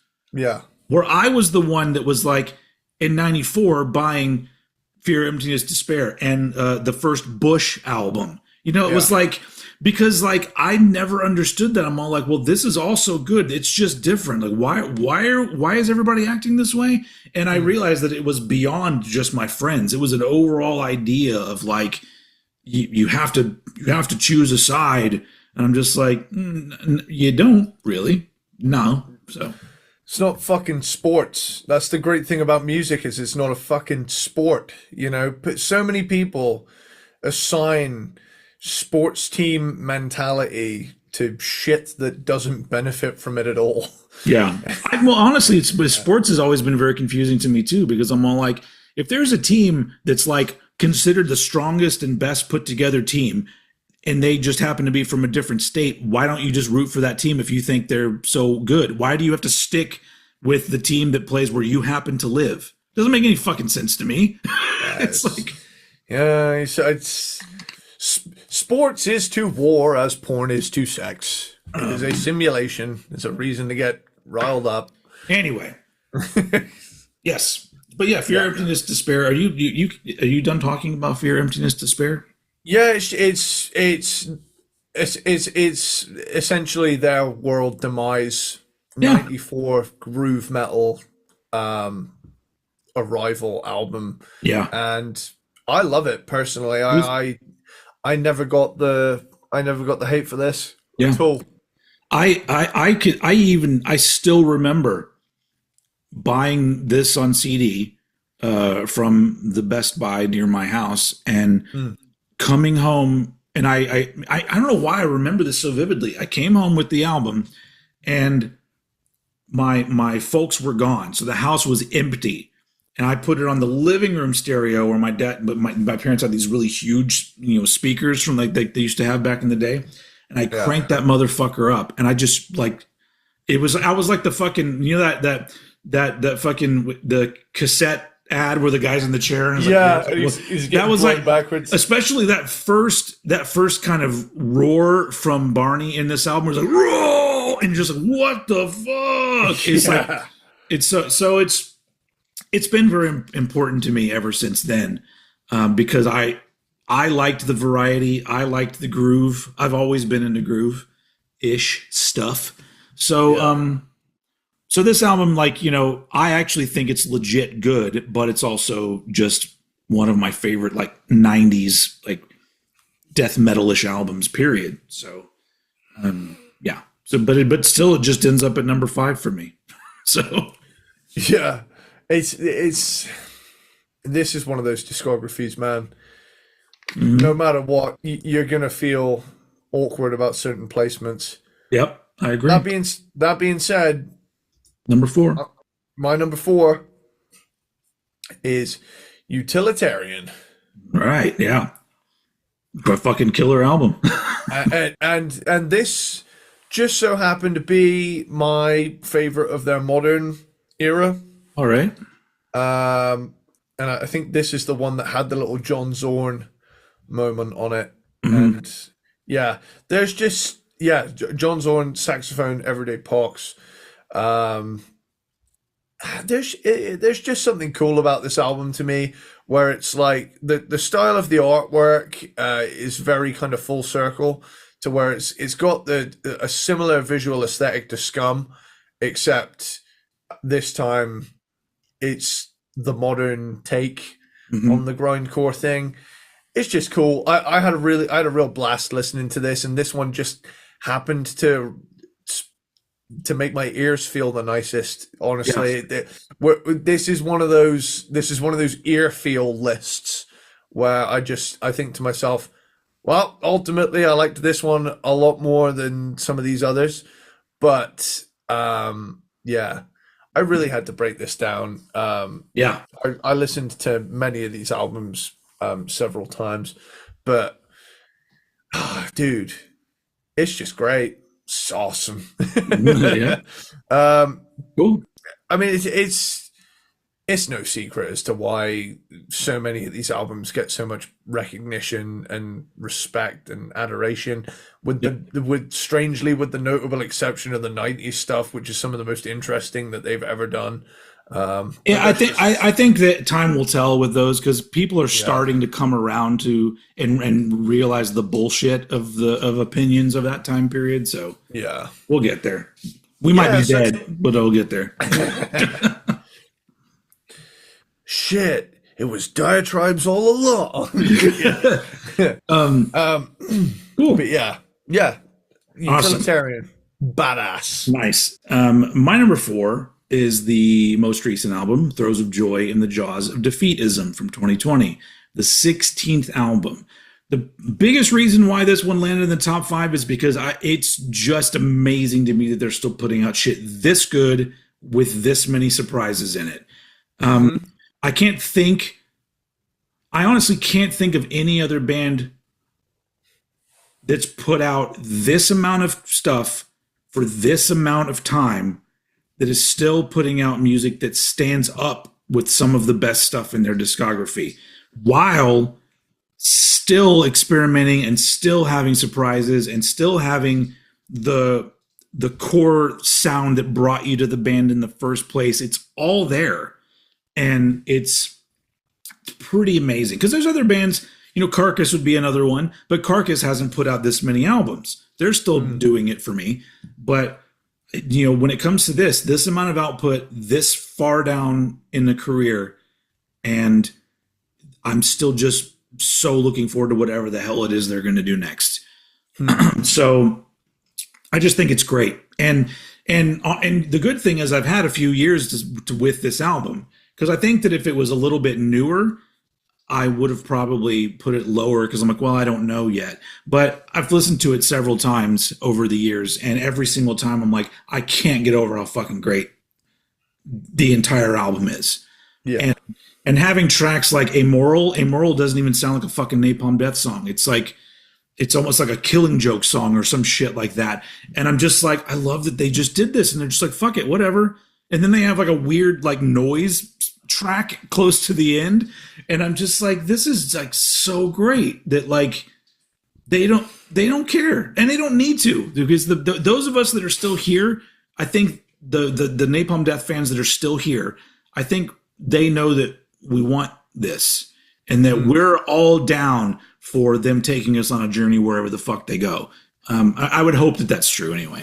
So anyway, number 4, Throes of Joy in the Jaws of Defeatism. You're right, it is kind of a mouthful. But yeah, we're in the number 3. We're in the top 3. My question is, do we have any left to match up? Just one. Just one. My number 3 is Diatribes. Yeah, we are not matching up anymore, sir. Okay. So, Diatribes. This is, and I don't want to sound like I'm trying to be different. Knowing that this album is kind of maligned made me respect it all that much more. Okay, I can see that. And when it came along, I was like, the fuck are people complaining about? This is great. It's not Scum, but neither was Fear, Emptiness, Despair. Neither was Harmony, Corruption. Yeah. Yeah. They hadn't done a Scum in 4 albums at this point. Yeah. So it just it's we fear change. Quite simply, Yeah. I think that's what a lot of the people who complained about this were on about. I even kind of like the artwork that's like, it's weird. It's got like a gored, melted flesh arm, clunky 90s keyboard. Have you seen clicky keyboards are making a comeback? People hear me out. People miss the feeling of the clacking, and yeah, I kind of do too. I'm not gonna No, lie. I don't like the sound. I don't like that sound at all. Really, really, Mhm. I do. They've started making them that specifically have a nice sound. They Mhm. sound like it's kind of like it's not a harsh one. It's just kind of like a satisfying kind of popping sound. Yeah. Yeah, yeah. They've started making. I think they're called creamy keyboards. Nice. They're just like uh, they have like an ASMR effect to them or something. But yeah, people have been clamoring for the old, not like the harsh clang, clang, clang, clang, clang, kind Yeah. of thing, just more of a like Yeah. kind of thing. Yeah. All in all, enough about my enthusiasm for vaporwave style aesthetics. Um, this album's cool. It's probably the most experimental of the 90s albums they did. Yeah.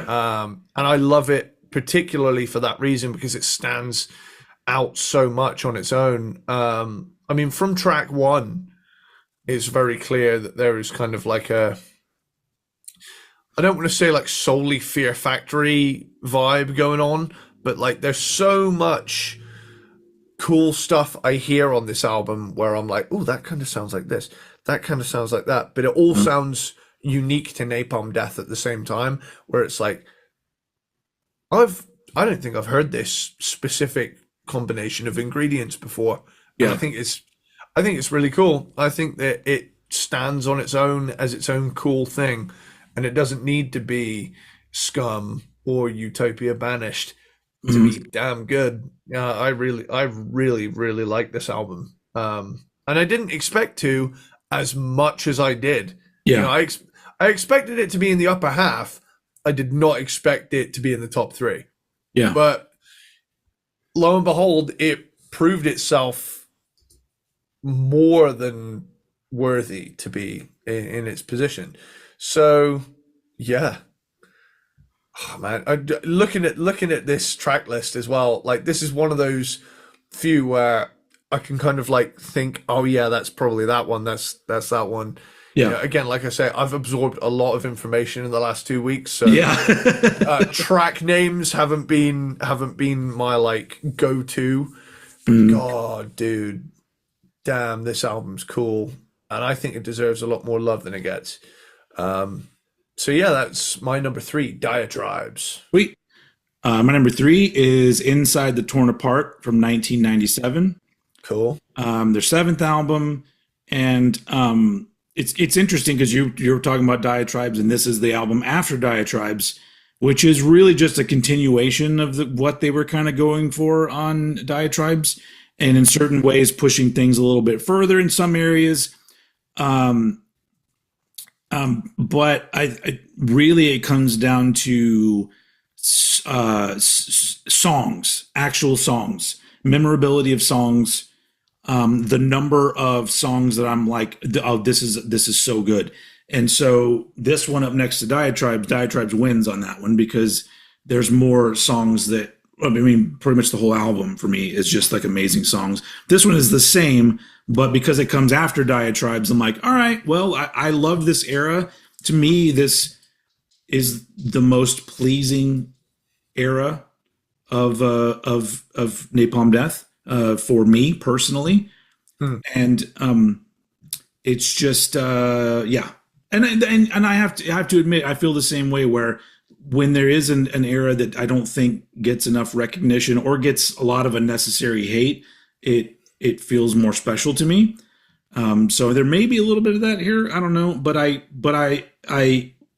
can honestly say that I enjoy these albums so much. So my number three is Inside the Torn Apart, which brings us into our completely different top two, which is fascinating. I don't even remember what you haven't talked about yet.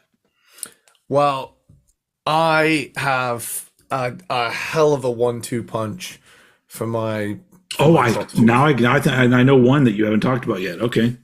Okay, so my number two is Utopia Banished. All right. Yeah.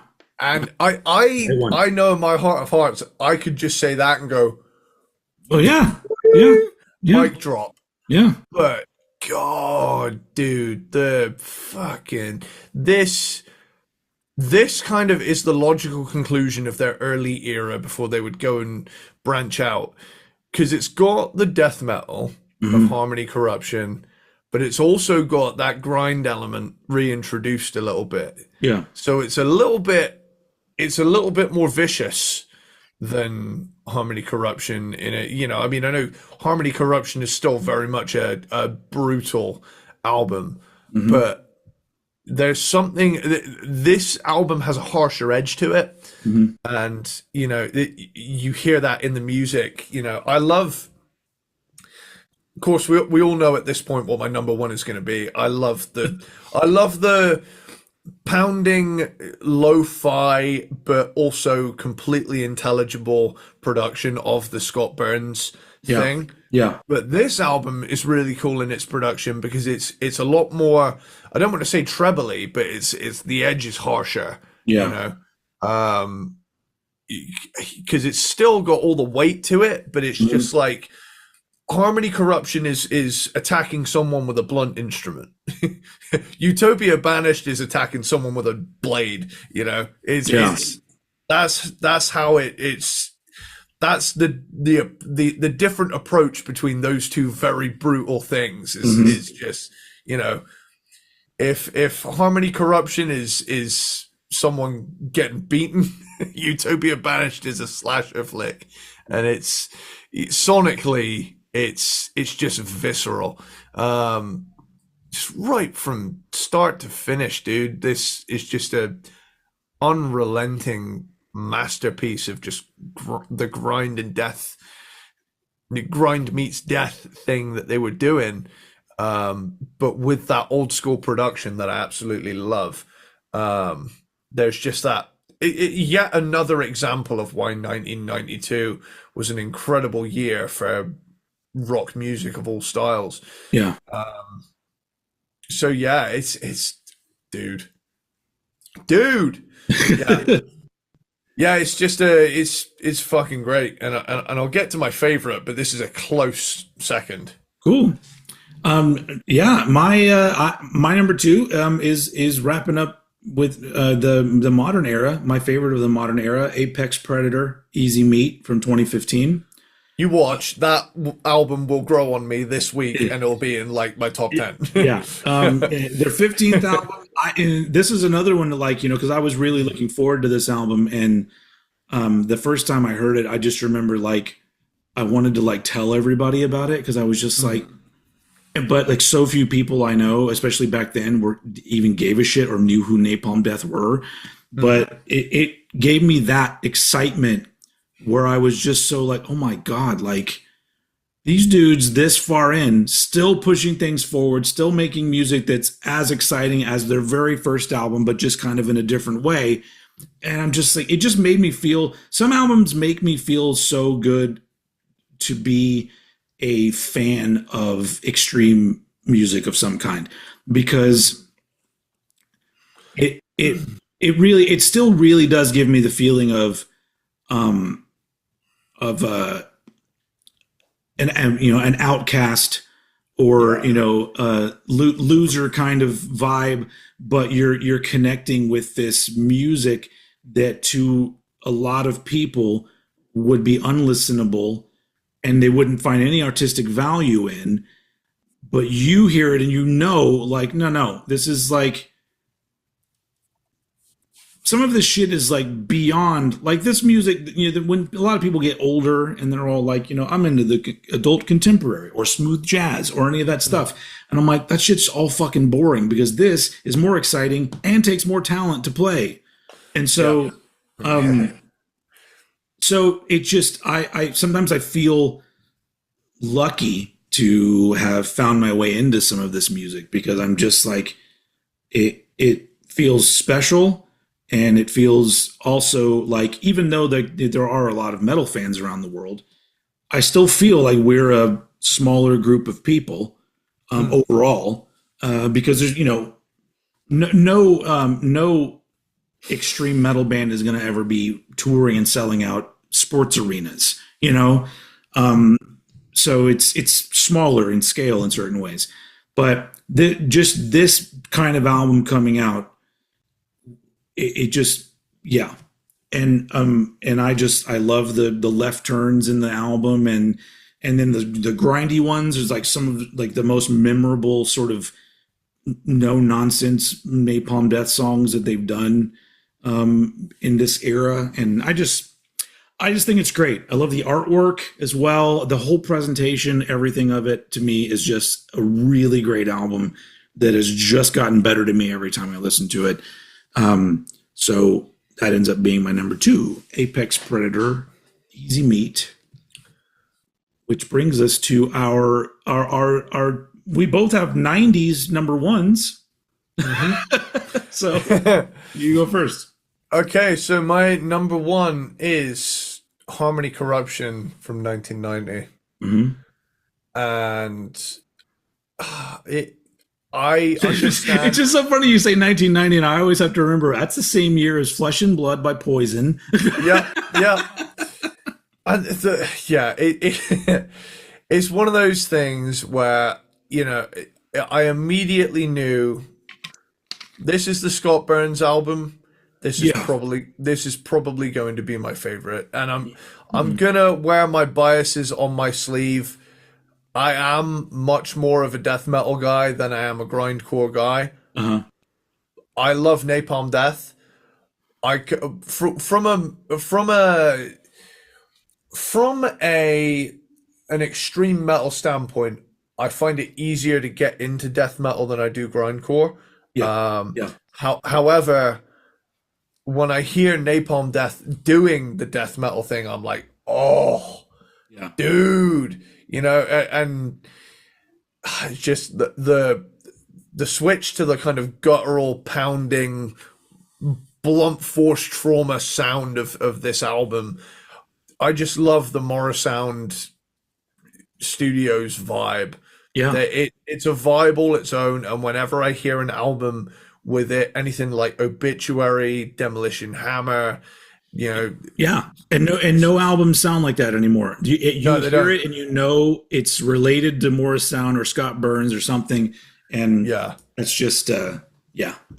Well, I mean, look at this. I mean, what is it?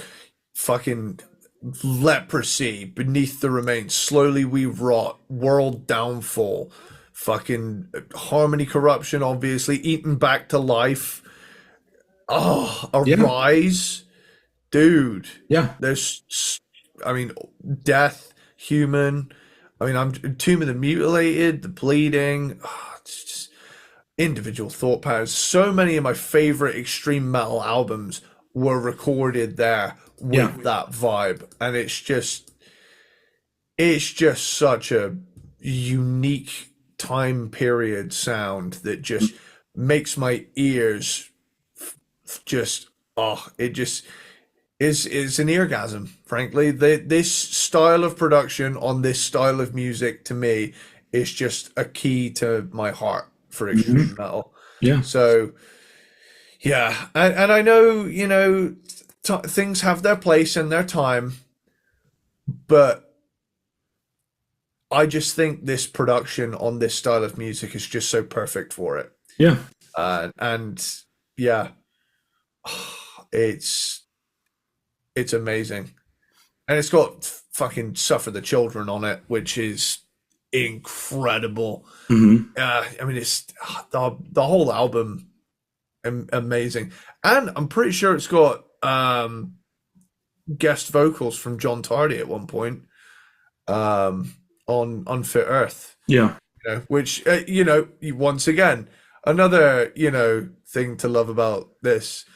In Napalm Death, Harmony Corruption. It's awesome. It's awesome. Yeah. It's fucking incredible. Fucking incredible album by an incredible band. I get why people put other stuff above it, but for me, it's my personal favorite. So, honestly, I get why people put everything above everything with this band. yeah. Whatever. It's a no right answer situation. Yeah, because a lot of people would say mine is wrong. which my number one is Diatribes from 1996. Their sixth album, and yeah, this is just, I don't know. It's they obviously were taking on, influences from outside of just the extreme metal world and stuff, but also within it as well. But it still, to me, sounds like a Napalm Death album in the way that it's presented, and especially with Barney. Because even when Barney does a different kind of vocal, if he does more of a spoken thing, or if he does more of a he does like that kind of one note in kind of, it's melodic, but he's not singing necessarily. Yeah. Any of those things, like just his delivery, it's unmistakably Barney, and I love the way it sounds. And I just love that this was the most like expansive that their sound went. And I just always really admired and enjoyed the adventurousness and the willingness to take chances and still being super aggressive. This is still music that wouldn't get played on regular ass radio. It's too fucking heavy. But also it's, not heavy enough for some people. And I think that Napalm Death and bands like them, I'll throw Carcass into that too. Some bands are just too talented to play by some sort of arbitrary metal subgenre rules, and no one ever agreed to those fucking rules. I don't know where they came from. And I don't know why that's a thing in certain genres of music, where people think that once something is done a particular way, that's the only way it should be done, because that's not how I was introduced to extreme metal. We talk about this every time we've done a death metal band. I talk about how so many of those death metal bands I got into originally all had a different kind of thing going. And so that's when I did get introduced to Entombed or Carcass or Napalm Death, they all just seemed like extensions of the world that already seemed like, oh yeah, everybody just kind of does their own thing, but there's this common denominator of brutality and pushing the limits of extremity and fast drums, fast guitars, brutal vocals, whatever you can do. And everybody had their different way of approaching it. And then eventually with Diatribes, I think it's the most unique that Napalm Death ever sounded. And I also think that I like the Napalm Death stuff that I like the most. To me, it has, because it has the parts that veer off in different directions, it makes the grindcore parts even more effective. If you do a grindcore album and you're just doing it the same shit from beginning to end, halfway through, I'm like, well, I've already heard what you can do, and none of this is surprising to me at all. And so, but I just think Diatribes is like, the sound of it's good, the songs are great, I love the different areas that they pull from, and it's baffling to me that this album isn't praised by a shitload of people, but also knowing what I know about the metal community, I understand why it's not praised. And to me, that's just a huge fucking letdown and a negative aspect of another reason why I don't refer to myself as a metalhead, because loving an album like Diatribes and having it at number one is another reason why somebody will tell me that I am in fact not a metalhead. So and I don't fucking care, whatever.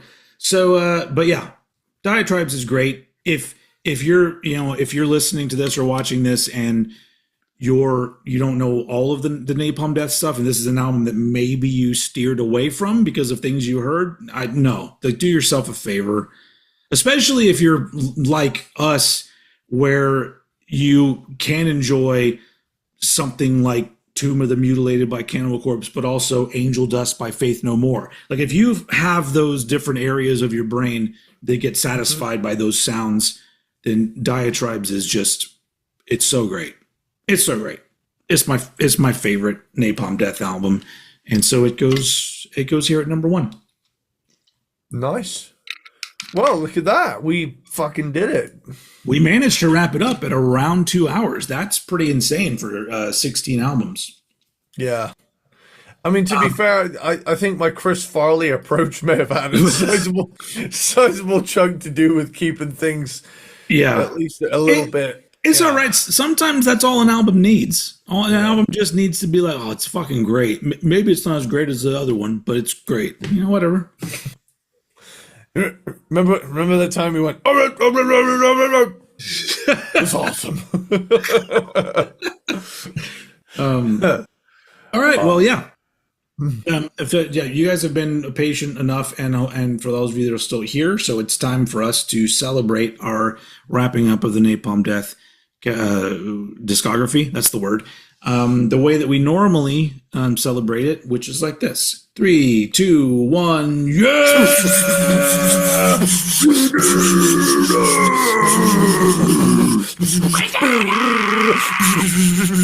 Sorry.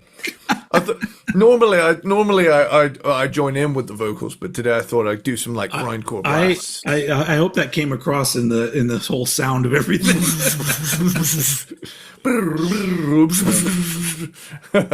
We could have just done the we did it, but the You Suffer version was like.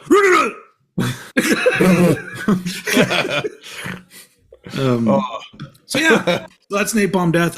Another band that I've been looking forward to doing, and we finally did. Yes, and I'm very happy about that. And we haven't. We'll discuss this later, but the next episode maybe we may be going and doing some more slashing and mashing. Next time you see us, but it's very timely, and it'll be enjoyable.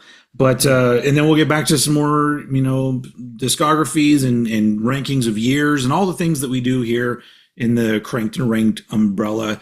And to those of you who are here and listen all the time, you know who you are: Peanut Butter Platypus, Aluminium Squirrel, Belvedere Ball Sitter, and Christmas Dogs.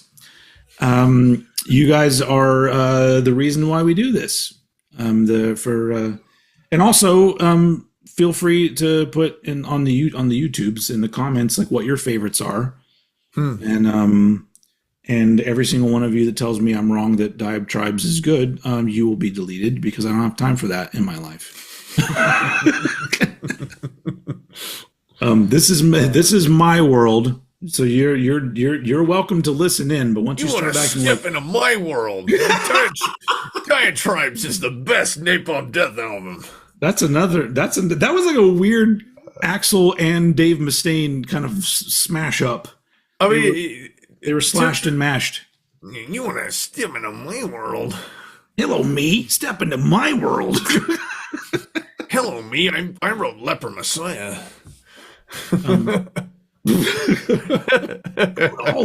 Kill them all, and I wrote Appetite for Destruction. Never mind. This is not fun. Welcome to the jungle.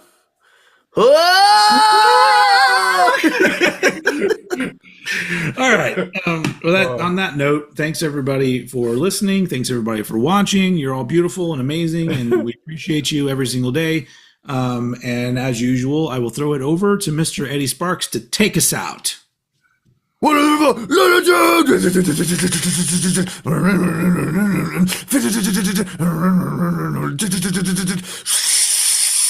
Later, dude.